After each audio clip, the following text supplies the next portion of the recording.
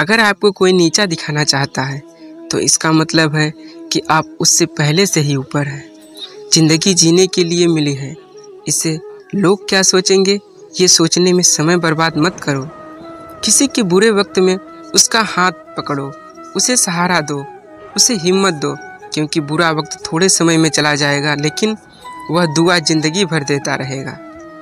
मनुष्य सुबह से शाम तक काम करके उतना नहीं थकता जितना चिंता और क्रोध के क्षण में थक जाता है। संबंध परमात्मा से अच्छे बना लो तो तुम्हें किसी की ज़रूरत नहीं पड़ेगी, तुम खुद सब की ज़रूरत बन जाओगे। सलाह देने तो हजारों आते हैं, लेकिन जब साथ देने की बारी आती है तो केवल भगवान आते हैं। जीतने के बाद तो सारी दुनिया गले लगाती है, क्योंकि जो आज आपके साथ है वो कल आपके खिलाफ भी हो सकता है। बिना मतलब के कोई आपकी इज्जत नहीं करेगा, लेकिन खुद को इतना काबिल बनाओ कि लोग बिना मतलब के ही आपका इज्जत करें। भगवान कहते हैं सोने से पहले तुम सबको माफ़ कर दिया करो और तुम्हारे जागने से पहले मैं तुम्हें माफ़ कर दूंगा। भगवान ऑक्सीजन की तरह हैं, जिन्हें आप देख नहीं सकते लेकिन आप उनके बिना रह भी नहीं सकते। कोई और तुम्हारी मदद नहीं कर सकता, अपनी मदद स्वयं करो। आप खुद के अच्छे मित्र हैं और सबसे बड़े दुश्मन भी। इंसान तब समझदार नहीं होता जब वह बड़ी बातें करने लगे, बल्कि समझदार तब होता है जब वो छोटी छोटी बातों को समझने लगे। आप किस समय सही थे इसे कोई याद नहीं रखता, लेकिन आप किस समय गलत थे ये सब याद रखते हैं। रिश्तों का संबंध सिर्फ रक्त से नहीं होता, जो मुसीबत में हाथ थाम ले उससे बड़ा कोई रिश्ता नहीं होता। भगवान कहते हैं तुम सब कुछ मुझे सौंप दो, सारा दर्द परेशानी, और बिल्कुल हल्के होकर मुझे याद करो। धीरे धीरे तुम्हारा जीवन बदल जाएगा। हर रात सोने से पहले भगवान को पूरी दिनचर्या बताकर सो। अगर आपके द्वारा किसी का दिल दुखा है, मन ही मन उससे माफ़ी मांगो, और अगर आपने किसी का दिल दुखाया है तो उसे माफ़ करके सारी चिंताएं भगवान को सौंप कर सो जाएं। यकीन मानिए इससे आपकी ज़िंदगी खुशनुमा बन जाएगी। क्रोध में बोला हुआ एक शब्द इतना जहरीला हो सकता है कि आपकी हजारी प्यारी बातों को एक मिनट में नष्ट कर सकता है। सबको हंसाना लेकिन किसी पर हंसना मत, सबके दुख बांटना लेकिन किसी को दुखी मत करना, सबकी राह में दीप जलाना लेकिन किसी का दिल मत जलाना।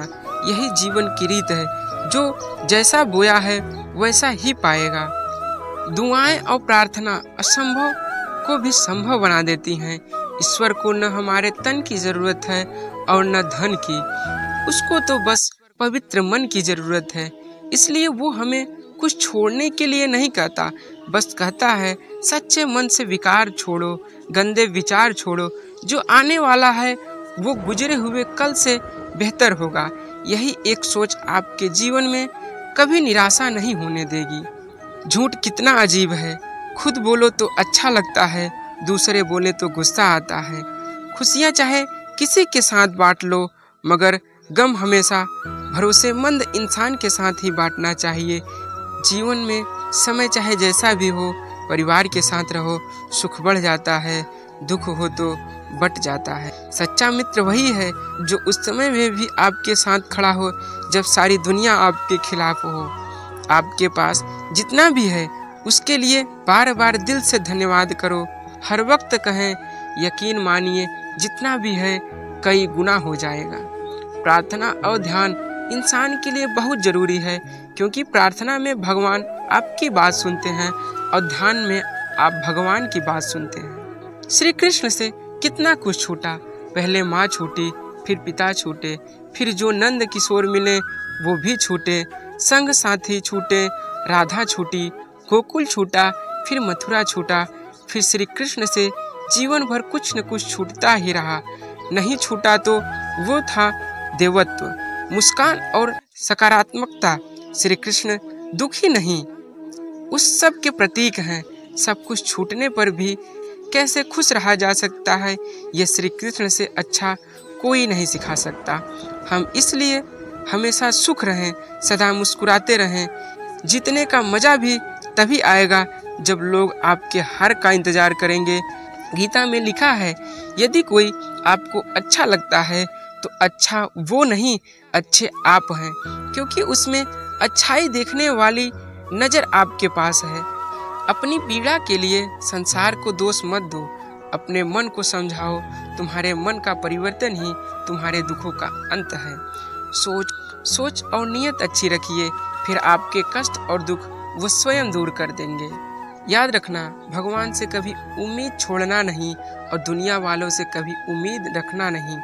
सुख दुख एक सिक्के के दो पहलू हैं। जहाँ सुख होगा वहाँ दुख भी होगा, जहाँ दुख होगा वहाँ सुख भी होगा। इसलिए सुख दुख के बारे में बिना सोचे निरंतर अपने लक्ष्य को प्राप्त करने के लिए प्रयास करते रहना चाहिए। एक बात हमेशा याद रखना, किसी के सामने गिड़गिड़ाने से न मोहब्बत मिलती है न इज्जत। इसलिए अपने स्वाभिमान को जिंदा रखो। कोई अगर आपकी किस्मत में होगा तो वो आपके पास खुद ही चल कर आएगा। दूसरों को हराने का मौका मत दो, बस खुद को आगे ले जाने का जिद पालो। कभी हार न मानने की आदत ही एक दिन जीत की आदत बन जाती है। सिर्फ दो चीजें मनुष्य के भाग्य का निर्णय करती हैं। पहला, स्वभाव।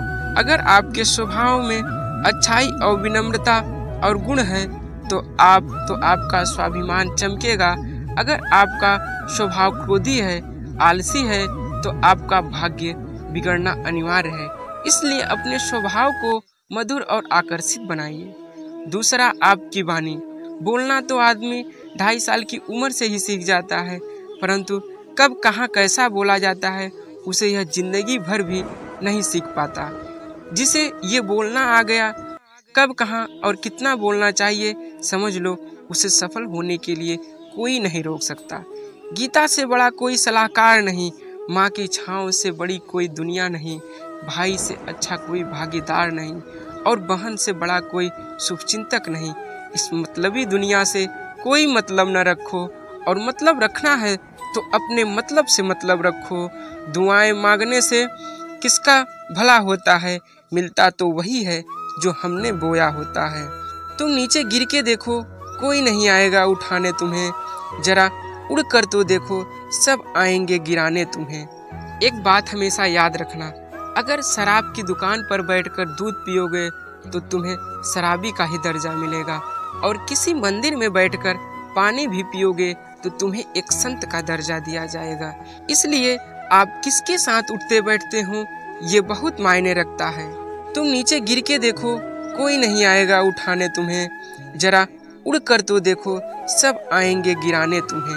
एक बात हमेशा याद रखना, अगर शराब की दुकान पर बैठकर दूध पियोगे तो तुम्हें शराबी का ही दर्जा मिलेगा, और किसी मंदिर में बैठकर पानी भी पियोगे तो तुम्हें एक संत का दर्जा दिया जाएगा। इसलिए आप किसके साथ उठते बैठते हो ये बहुत मायने रखता है। दोस्तों, आशा करता हूँ कि आपने इस वीडियो से बहुत सारी सीख ली होगी। मिलते हैं जल्दी एक नए ज्ञानवर्धक वीडियो में। धन्यवाद। अपना ख्याल रखिए।